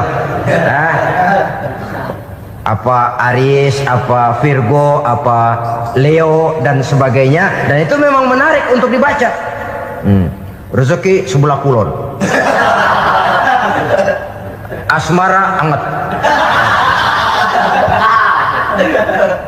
Saudara hadirin, hal yang semacam ini boleh saja untuk dibaca, tapi tidak untuk diyakini kebenarannya. Boleh saja untuk dibaca, tapi tidak untuk diyakini kebenarannya. Karena meyakini kebenarannya sama saja dengan mendahului Allah. Dan itu bisa menggelincirkan nilai-nilai tauhid kita. Tauhid dalam ibadah, saya katakan tadi, menyembah hanya kepada Allah, bermohon hanya kepada Allah dengan menggunakan fasilitas-fasilitas yang disediakan oleh Allah, baik berupa waktu maupun tempat-tempat tertentu dan orang-orang. Ya, kalau waktu dan tempat saja ada yang diberikan keistimewaan oleh Allah, padahal tempat itu benda mati, apalagi manusia yang merupakan makhluk hidup. Saudara hadirin yang saya muliakan, saudara-saudara kaum muslimin yang berbahagia, sehingga dengan demikian kita tetap menjaga nilai-nilai akidah, dan dengan ini syariat kita laksanakan tanpa membuang hakikat. Sebab hakikat tanpa syariat itu kosong. Syariat tanpa hakikat juga tidak ada tujuan. Yang penting hati bersih, nggak sembahyang nggak apa-apa. Mana bisa begitu, Mas? Kalau memang hati bersih nggak usah sembahyang nggak apa-apa. Nabi Muhammad dulu berhenti dong sembahyang. Sebab beliau orang yang hatinya paling bersih. Nah, orang yang hatinya paling bersih saja sembahyang yang nggak berhenti, masa kita lalu mau berhenti? Yang penting kan kita bisa dekat dengan Allah melalui perasaan, banyak-banyak ingat. Apa itu sembahyang? Macam-macam. Itu hakikat saja tanpa syariat, ya tidak bisa. Syariat saja tanpa hakikat juga gerak lahir yang tanpa roh namanya. Kita melakukan sholat tapi kita tidak tahu untuk apa kita sholat dan kenapa kita sholat dan siapa yang kita sembah di dalam kita sholat. Sehingga dengan demikian keduanya tidak bisa terpisahkan satu sama lain, seperti halnya kulit dan isi. Barangkali pernah saya ingatkan, kulit penting, isi pun juga penting. Hakikat penting, syariat juga penting. Dan kita jangan salah mengartikan, terjebak dalam ucapan-ucapan yang masih memerlukan penafsiran, sehingga lalu kita cenderung mendiskreditkan dan menjelekkan para wali. Misalnya ada ucapannya Syekh Abdul Qadir Jailani yang berkata begini: barang siapa yang masuk ke rumahku lalu ia memakan makananku, maka ia akan masuk surga. Ini kalau ucapan ini dipahami secara apa adanya, ya jelas orang bisa tergelincir. Tapi kalau ditafsirkan secara betul, siapa yang masuk ke dalam rumahku? Di mana rumah Syekh Abdul Qadir? Di mana umumnya rumah para wali? Di masjid. Jadi siapa yang masuk ke dalam rumahku? Masjid. Lah kalau sudah di dalam masjid, makanannya apa? Getuk. Tentu saja Ya tidak. Kalau sudah di masjid itu ya makanannya ya wirid, zikir, tahajud, baca Quran, paling kurang i'tikaf. Jadi siapa yang masuk ke masjid lalu dia sujud, wirid, zikir, ya jelas saja surga. Jangan membaca ucapan ini terus rame-rame nyari bekas rumah Syekh Abdul Qadir. Rame-rame masuk ya rumah kecil. Saudara hadirin, kita terlalu terpaku kepada materi ucapan dan melupakan filsafat daripada ucapan itu sendiri. Dalam kondisi yang sedemikian sangat boleh jadi orang lalu tergelincir karenanya. Oleh karena itulah saudara-saudara, saya kembali kepada satu prinsip, bahwa sebenarnya dengan tidak perlu menyalahkan pihak-pihak lain, mari kita kembali kepada sikap mental kita sebagai muslim. Kalau mental memang sudah mental penjudi, apapun bisa dijudikan. Tapi kalau mental itu tidak ada, walaupun di kiri kanan dan depan belakang banyak dibuka tempat-tempat perjudian, saya yakin kita akan mampu menahan dan menjaga diri. Sikap mental inilah yang memerlukan pembinaan dari kita semua. Sehingga dengan demikian kita akan menjadi pribadi-pribadi yang bisa bertahan dari segala gempuran-gempuran yang datang dari luar karena adanya prinsip ketahanan mental itu tadi. Sekali lagi saya ingatkan bahwa judi selamanya tidak akan pernah mendatangkan kebahagiaan. Judi tidak akan membuat orang menjadi kaya. Judi tidak akan membuat orang makin akrab berteman dan bersaudara. Yang jelas judi melahirkan permusuhan dan dendam, membangkitkan rasa malas, memulukan angan-angan tanpa mau peras keringat dan banting tulang, melalaikan orang dari tanggung jawab dan kewajibannya, membuat ia lupa kepada anak, istri dan seluruh keluarganya, dan pada akhirnya dia akan terjebak dalam satu permainan yang makin menjauhkan dia dari proses kesadarannya sebagai manusia. Sebagai uraian penutup, marilah kita renungi firman Allah dalam Al-Baqarah ayat 208. A'udzubillahi minasyaitonir rajim. Ya ayyuhalladzina amanu dukhulu fis silmi kafah wa la tattabi'u khutuwatis syaitan innahu lakum aduwwum mubin. Hai orang-orang yang beriman, masuklah kamu ke dalam keselamatan. Masuklah kamu ke dalam Islam secara keseluruhan. Jangan kamu mengikuti jejak-jejak setan, karena setan adalah musuhmu yang nyata dan jelas. Judi termasuk jejak-jejak yang ditinggalkan oleh setan untuk diikuti oleh kita agar kita mendapatkan kesengsaraan baik di dunia, lebih-lebih di akhirat nanti. Semoga Allah selamatkan kita, Allah selamatkan seluruh bangsa kita dari penyakit-penyakit judi yang melahirkan efek-efek negatif dalam kehidupan. Terima kasih atas perhatian saudara. Mohon maaf atas segala kekurangan. Usikum wa nafsi bitaqwallah. Wassalamualaikum warahmatullahi wabarakatuh. Waalaikumsalam warahmatullahi wabarakatuh.